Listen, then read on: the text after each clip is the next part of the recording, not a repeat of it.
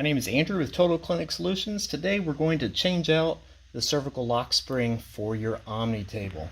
Going to have a couple of tools first. We're going to need a flathead screwdriver, going to need the new spring, as well as a 7/16 wrench and a 1/2 inch wrench. On the front part of the table, first thing we're going to do is take the 7/16 and we are going to loosen this one up so that we can pull this bolt out. After that bolt is out, we're going to lift up the headpiece. That'll give us a little bit extra room, and we're actually going to move it all the way up so that if it does come down, it's going to be hitting the top right here for us. We're then going to take off this 1/2 inch and the washer, and that's going to release the old spring. Sometimes if it would have broken just up top, you're still going to have the bottom part there.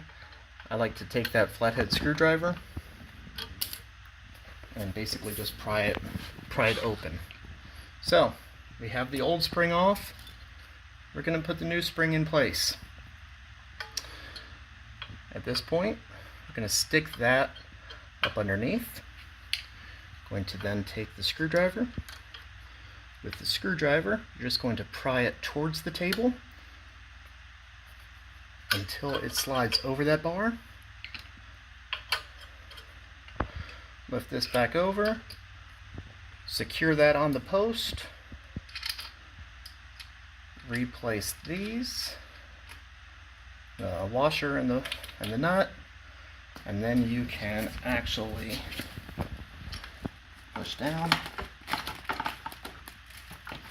drop that back in place to return the 7/16 bolt into the proper location.